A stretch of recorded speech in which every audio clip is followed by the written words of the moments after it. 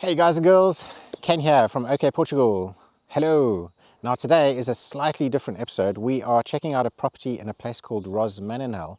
One of our subscribers called Gerrit and his wife Gunda, they can't get here due to the lockdown, so they asked us if we can go on their behalf, take our cameras, do a little bit of filming, send a drone up and give them a good idea of exactly what this property looks like so they can stick it on their shortlist. Now if you're wondering, this is something that we are offering, and yeah, you can get hold of us in the comments below. Actually, don't get hold of us in the comments below. Send us an email. Let's keep this, let's have some dialogue going. So send us a direct message on Facebook or Instagram. Drop us an email. Let us know exactly what properties you're after, so we can have a look and we can give you an idea of exactly how long it's going to take and what it's going to cost for us to go there. Anyway, this video that we're about to see is a tour that we've done for Gerrit and Gunda. They were kind enough to say that I could put this onto YouTube so that you guys can get an idea of exactly what these tours are like. I'm also going to put the property agent's details in the description below. So if this is a property that you are interested in seeing, do contact the estate agent. It's a lovely place. It's about 1 hour southeast of Castelo Branco. It's towards the Spanish border, and it's about 7 kilometers from the center of a town called Rosmaninhal. It's a beautiful property. Check it out. Hey Gerrit, it's Tuesday, the 23rd of February 2021. 10:25 in the morning, and we're heading off to the Rosmaninhal property. So it's a little bit of a long drive, but we should get there for sort of, I don't know, 11 o'clock, 11:30. And then, yeah, we're going to go and check it out. It looks like a beautiful bit of land, so I'm quite excited to see it. Okay, so we've just met up with the estate agent and just turned onto this dirt road. And we are 7 kilometers away from the town of Rosmaninhal. I've asked him what the dirt road is like, because obviously our golf is very low. He says that he's got a car that's even lower, and that he came here in that car, so it shouldn't be a problem. So the estate agent's pulled over, so I'm guessing this must be the start of something here. All right, so we're on the property now, and this road over here, this is a road that runs alongside your property and becomes a boundary. So everything on this side of the road is part of this 5.6 hectare property.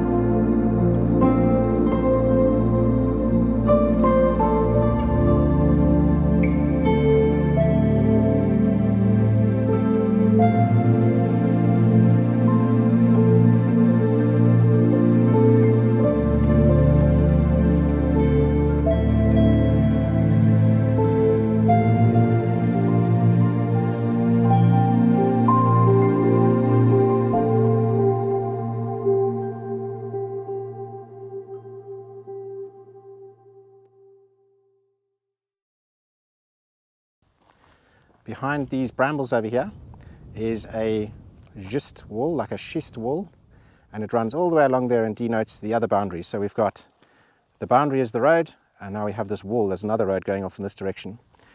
So to start the tour, we're going to carry on walking along the road so that you can see the rest of the property on the sides here.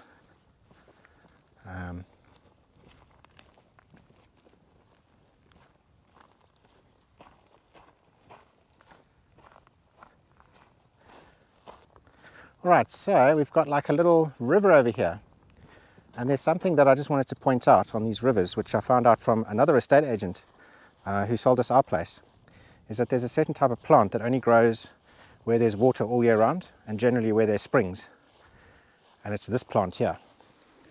So if you see this plant, it means that there's lots of water in the ground, and as you can see, there's a nice little stream running along here. So I think this means that you're going to have quite a lot of water.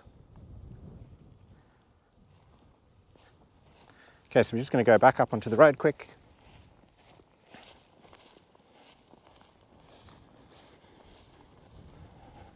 Now, the estate agent wasn't very clear with where the limits and the boundaries were. He didn't really know. He visited the property with the owner, but the owner wasn't particularly clear on exactly what belonged to the property.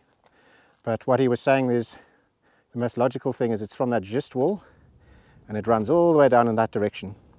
Then we've got this sort of open plain area here. There's quite a bit of water, as you can see, just lying on the top of the ground here.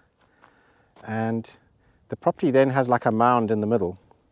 So it's kind of flat around the outside, and in the middle it's got like a big mound, and it's just covered in cork oak trees.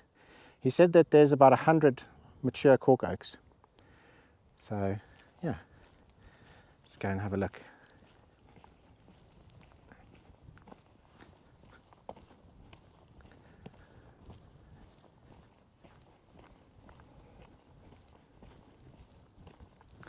Now it looks like there's a little bit of a track going into this, onto the mound here where all of the cork oaks are.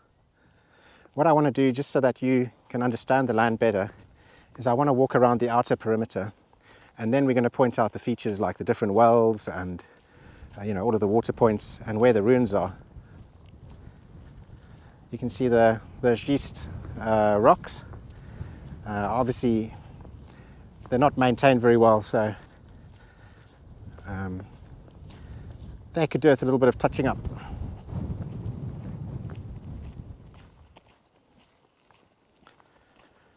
So this road's not particularly bad, considering it's a dirt road, it's a rainy season. It looks pretty good.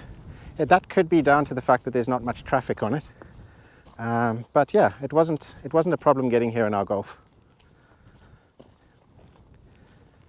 So let's just orientate ourselves. We've come down this road, this is the limit, and that schist wall in the background there is the limit going down in that direction. So if you imagine this as a rectangle, it's obviously not an actual rectangle, but it's a rectangular type of shape.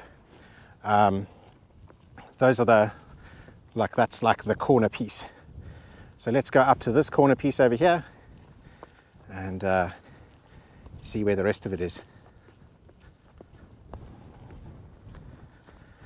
Now the one thing I have noticed here is it's very quiet.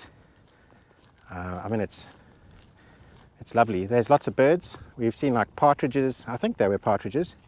We've seen a whole bunch of songbirds. It's a little bit windy today, unfortunately, and so I can't really hear the bird song too well. Another thing I wanted to point out is, so we are at the roadside and we're looking up at the property. This is where the hill is, and if you see where the sun is, the sun goes in this direction. So that's west, east, south, and then behind us is north.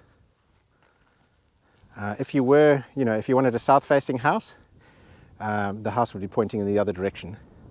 So if this was kind of your driveway, it'd be driving in towards the back of your house if you decided to put it up here, let's say.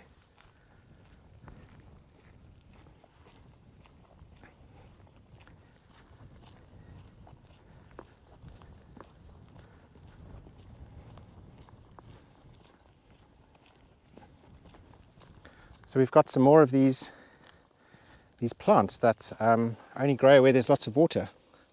And they're growing right on the side of the road here. So yeah, I think the estate agent is telling the truth when he says there's a lot of water on the land. I mean, obviously now in winter, there's a lot of water. It's wet everywhere, but you know, plants like that only really grow where it's damp all year round.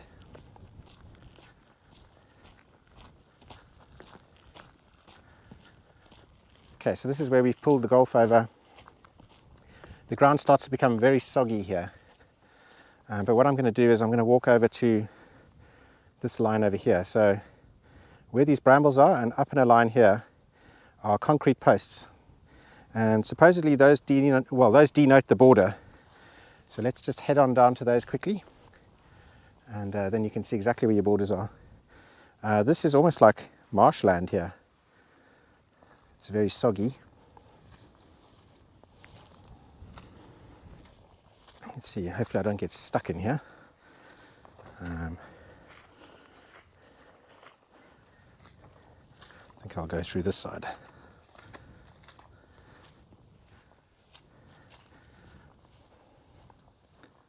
We've got lots of wild chamomile growing here.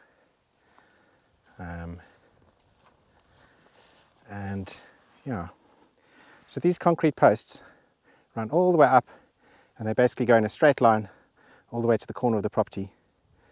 The concrete posts terminate where this bramble is. I assume that the land just goes straight down to the road, but I don't know. We haven't really been given exact sort of perimeters and stuff. So we can only assume that that's the border on this side, and it goes all the way down to the end and hits up with a sort of schist wall that goes all the way down on the other side of this hill, goes all the way down, meets up with the other wall, and then comes up on the road here. So that's kind of the dimensions of the place. 56,000 square meters, so huge bit of land.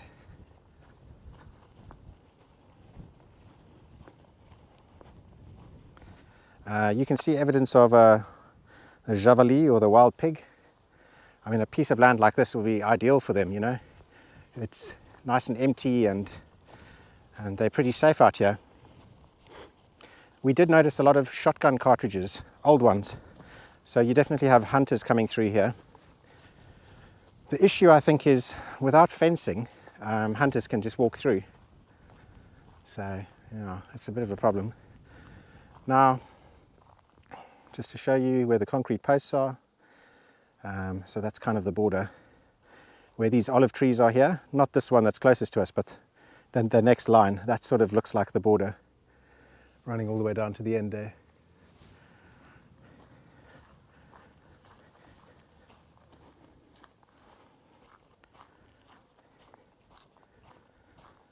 Alright, so you've got a couple of olive trees in here.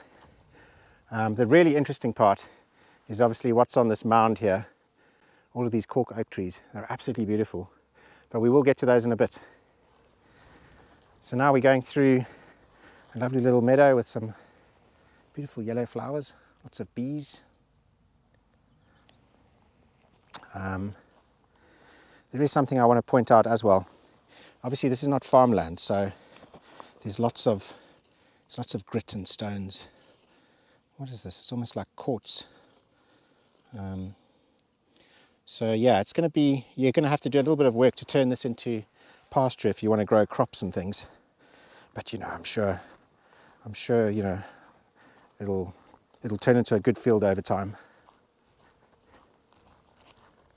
Right, so this is the first water source. It's basically just like a hole in the ground that's full of water. So let's have a look. Obviously it's exposed to the sun, there's going to be lots of algae in it. But yeah, it's actually quite clear. There's you can kind of see through it. There's some nice aquatic plants growing in it. There's lots of bees all over the top, getting the pollen off the plants. So yeah, I have no idea how deep this is, or whether it runs all year. Look, there's frogs in there. Nice clean water. Okay, so this is the boundary again, going all the way back down to where the road is. So now we're going to just see here. So if you carry on, if you follow this up, it goes up to these huge cork oak trees there. And then you can start to see the remnants of a wall And I believe if you follow that wall back, that's going to take you to the other corner of the property. Just before we go there though, I just want to point out that there's a building over here. It's I don't know if it's a habitation, but someone's using a chainsaw there now. It's not very loud. It looks like someone's house. There's like terracotta roofs. So yeah, it looks like potentially there's someone living just over there. I would say it's about 100 meters away, 150 meters.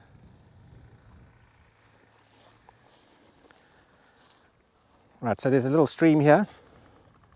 It looks like it comes through this field of your neighbor and runs along there. It's like a little drainage ditch. At the moment it looks like it has water going through it. And yeah. So what we're going to do is this field over here, we're not going to walk through it. We're going to head in this direction. But basically this is part of the property as far as we know.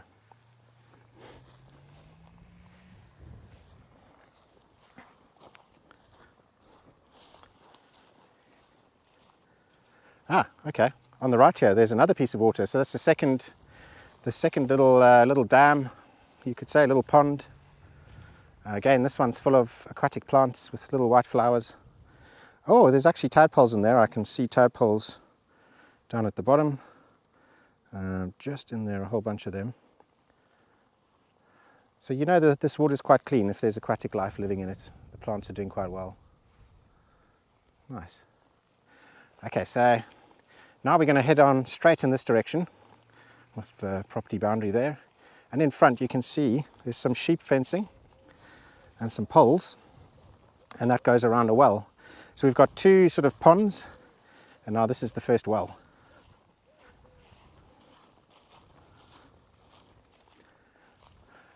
On our right is the big hill. And Gina's just pointing out here that the stream is running quite nicely down here. So I would say that this is like an irrigation ditch. It's probably not going to run in the summer.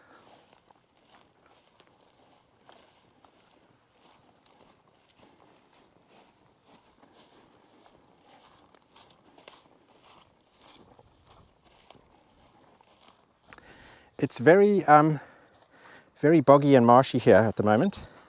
The ground is very wet and it's very soft. It's been years and years and years of sort of no ploughing or digging or tilling. So there's just lots of plant material just lying on top of itself. And it's almost like a marsh. If you look here, there's plenty of water in it.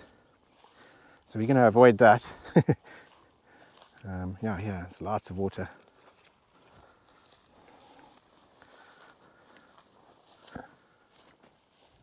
Right, so here's the first well.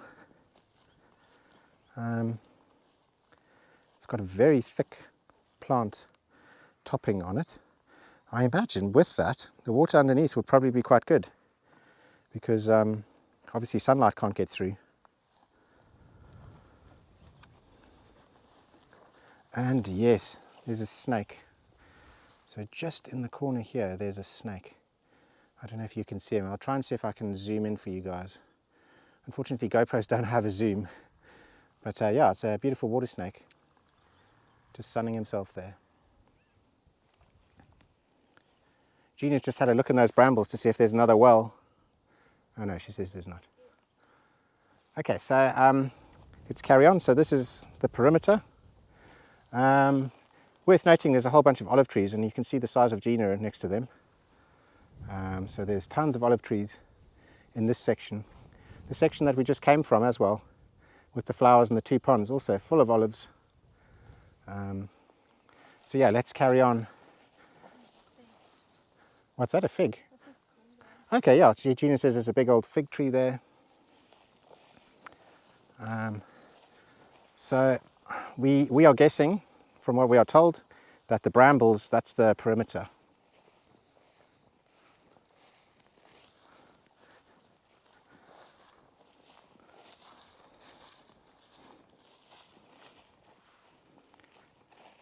I think if these olives are sort of well maintained and you know, they're going to produce a lot. I mean, you've got hundreds of trees here.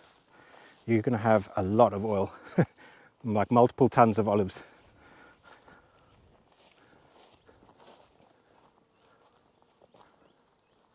Okay, so there's another well coming up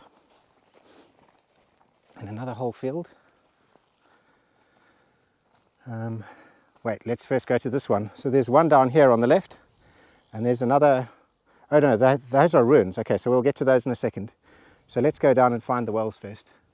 So that's just the boundary of that Okay, yes. field. So Jean is saying that actually the brambles weren't the boundary. The boundary's behind there going in a straight line. I thought that this was the corner of it. Yeah, that just makes that kind of faster. Yeah. So actually where that big cork oak in the background is, and that sort of hill, that's the boundary there. So you've got another nice big field over here. Obviously these fields are quite unkept. I think they'd probably need a bit of work to bring them back again. You know, you have to sort of dethatch them and get rid of most of all that grass and stuff. You can hear these birds in the trees here.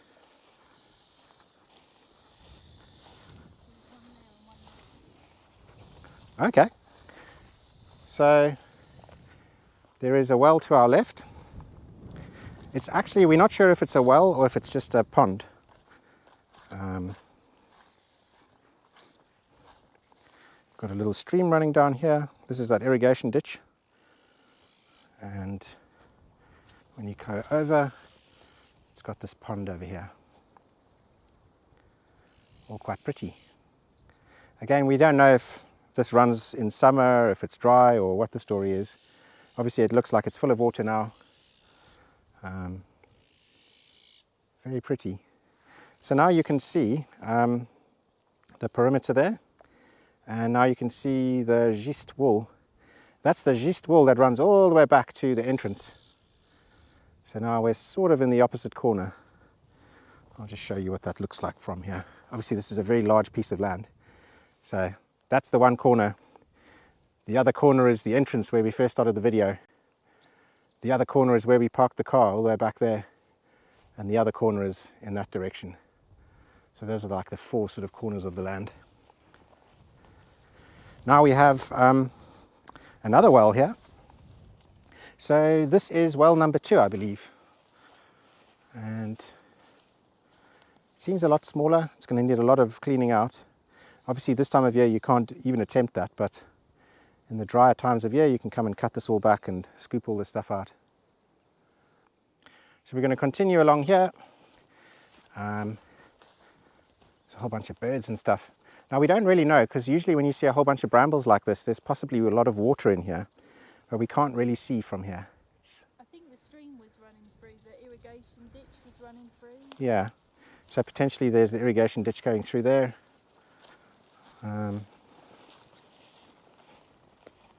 Yeah, actually it is, yeah, you can see the ditch here now. Yeah, so it's just a bit of it's quite wide here, look. Yeah.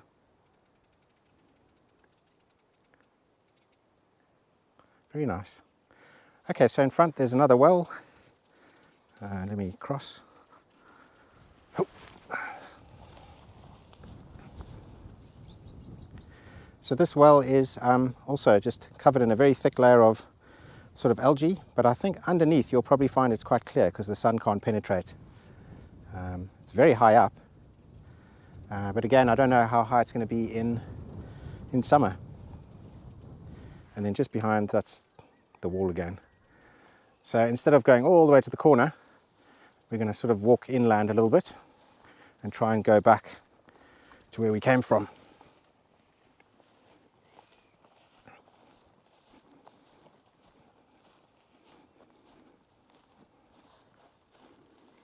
So these are giant cacti, but it's in very bad condition, like a prickly pear type thing.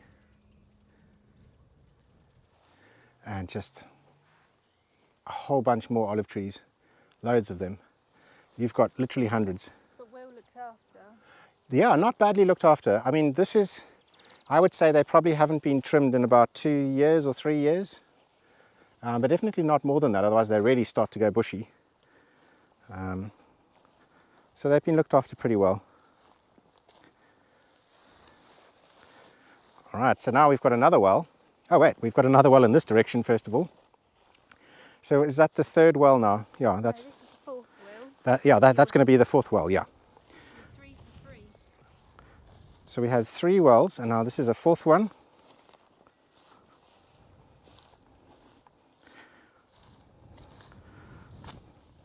So the grand total is 3 ponds and 4 wells so far. This one doesn't seem to be made out of stone or anything, it's just a hole in the ground. Yeah, so I have no idea what's going on in here. But there's obviously water below it. And this is the wall going all the way back to the entrance for where we came in. And where Gina is here, just behind this tree, is another well. So that's going to be well number 5.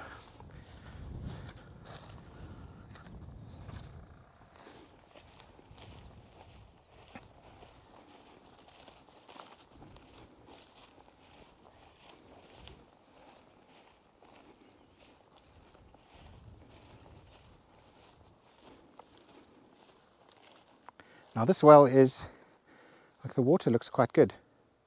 It doesn't have lots of algae on it, and I think that's possibly because the sun doesn't really get in here that much. But there's definitely a lot of pond life living in there, so I'm assuming it's quite clean. It's got like a trapdoor as well. So, right, so now if we go back in this direction, we can follow the wall and we can go back in that direction to exactly where we came from. But instead of doing that, what I want to do is I'm going to take you up onto the mound in the center, and we're going to have a look at, first of all, the Gist ruins. Now these, I asked if they were habitation licenses or anything, and again, the agent didn't know, but he didn't think that they would be. He thinks they're more of a sort of agricultural building, something that they've put animals inside. If you look at the location of it, and if you assume that that's the front of it, looking this way, then it would be south-facing. So the sun would come up in this direction and go down behind us. North is back there and south is over here.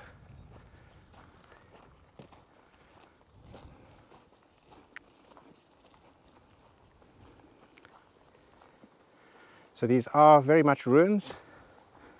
Yeah, you can see the condition. A lot of them have collapsed. There's also, just want to point out, lots of shotgun cartridges. So they will be hunting in this area, especially when it's unfenced land. So there's more cartridges there. There's loads in the house. And there's a lot there. So yeah, so that's the one thing. If you want to keep hunters out, if you don't want people on there, then you need to fence your area, and you're also going to need to get no hunting signs.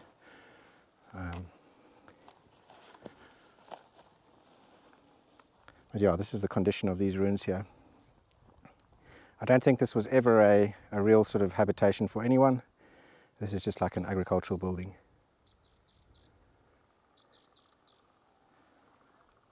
So this is kind of where they've put the house, and you can look out now and see all the views. Lovely, stretching views quite far. Right, so let's head into this mound of cork oaks. Let's have a look. So the agent said he reckons there is about 100 mature cork oaks. I think there could even be more.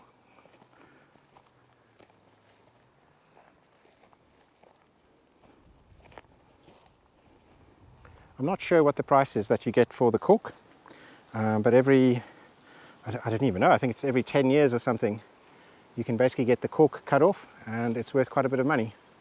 I don't actually know what that amount is per tree or per kilo. But yeah, you can see out here we've got beautiful shade and just magnificent trees. So it's a lovely area. One thing to note though is cork oaks like these really big cork oaks are protected and you can't chop them down. So if you did want to build a house up here, you wouldn't be able to remove any of these cork oaks. You would have to find a spot in between them, or build something where that little ruin was down there.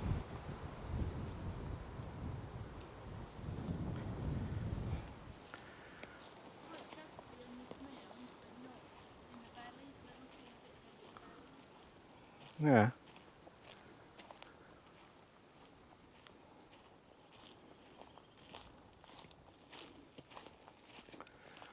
So now we're on the opposite side of the sort of mound here, and you can see, you can see that's kind of the entrance there. The entrance is there, and that dirt road runs along in this direction. And we have a schist wall working all the way back up here and joining up with the corner that we just came from. So it's a nice big expanse. And just lots of trees in this forest in the middle. Lots of shade. It's very nice up here.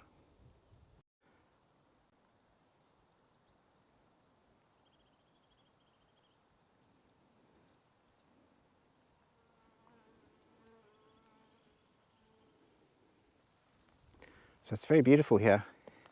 It's almost like a little track running down this mound. You can see that it has been in use before.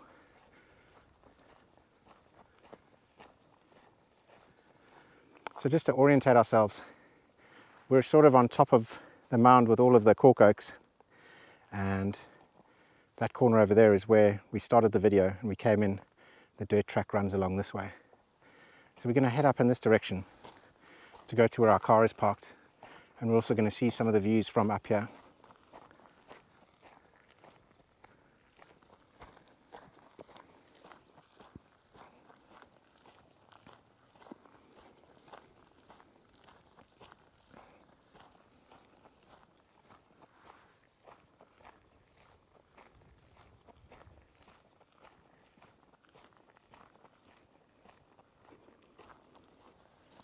There's lots of nice shrubs and things growing up here.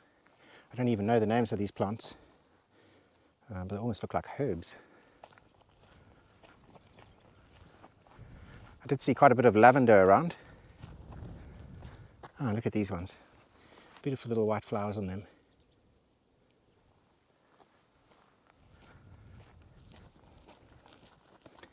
There's quite a variety of flowers actually, all over the place.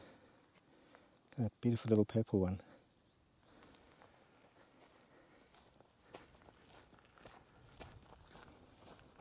So this is actually quite a nice cleared area, so you wouldn't have to knock down any trees.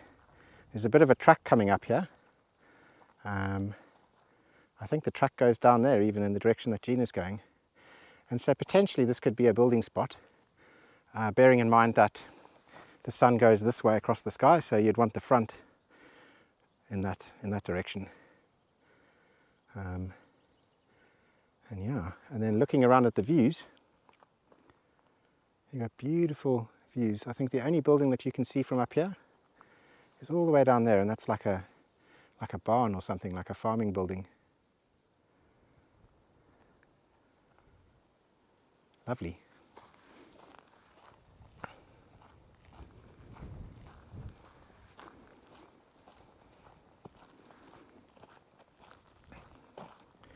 So we're going to follow this little track down and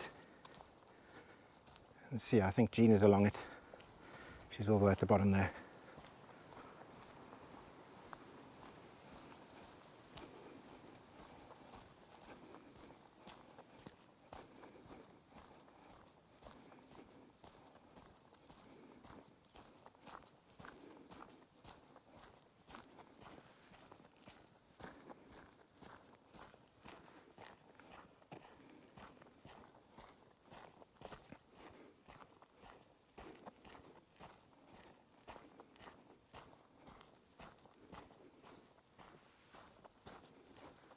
Yeah, I would think that this is going to be your driveway.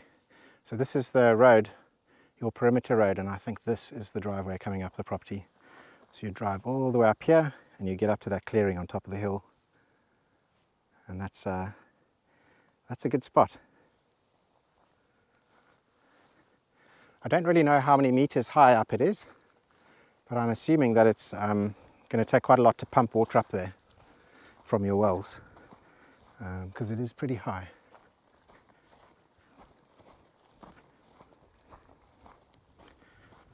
So I'm going to meet up here with Gina And then we've pretty much done a circuit of the whole place and then gone through the center and discovered all of the places up there.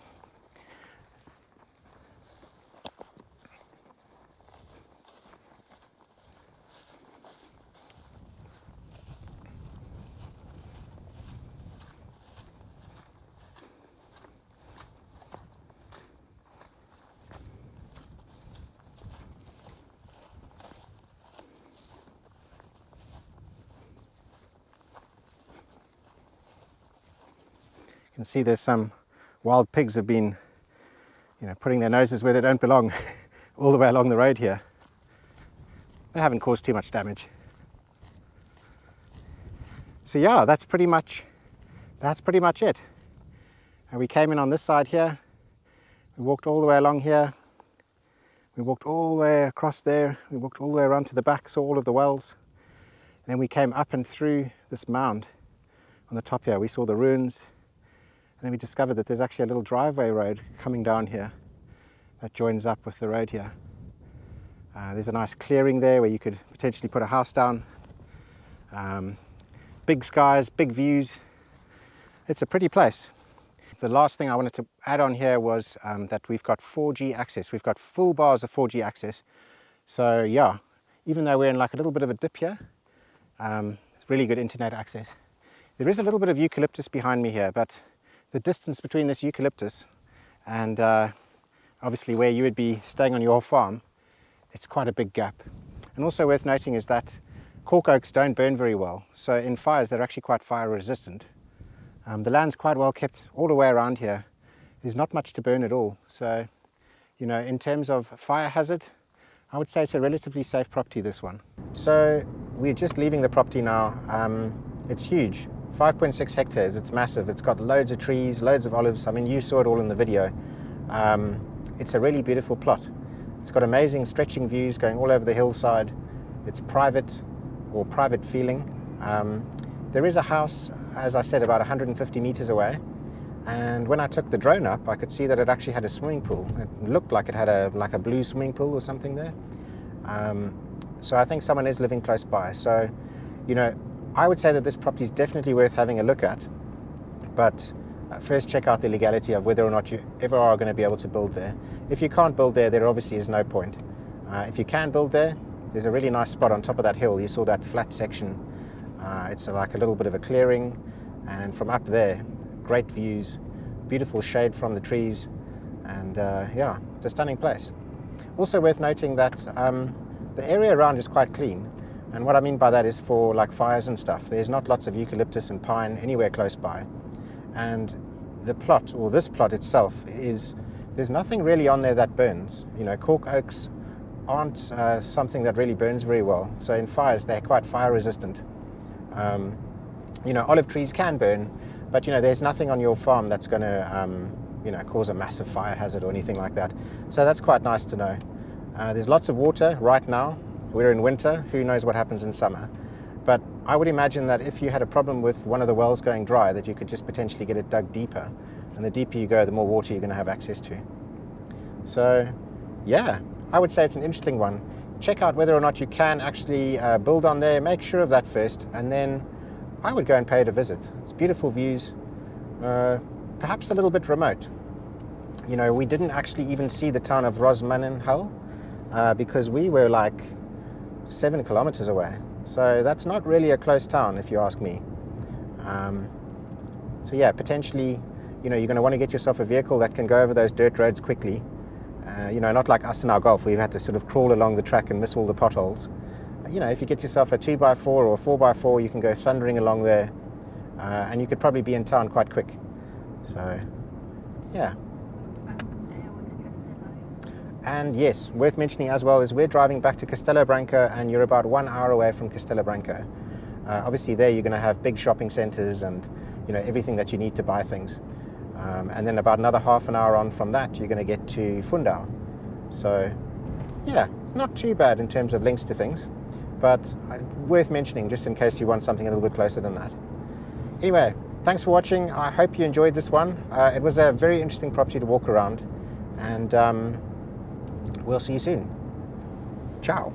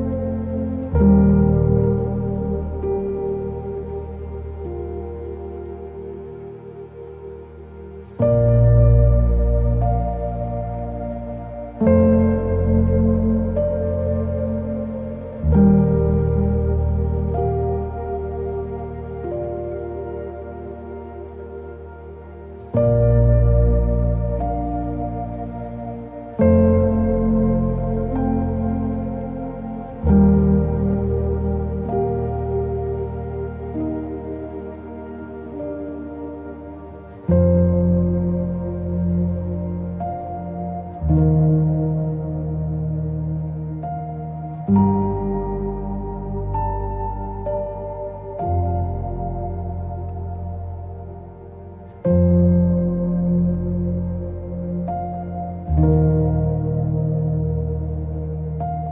you.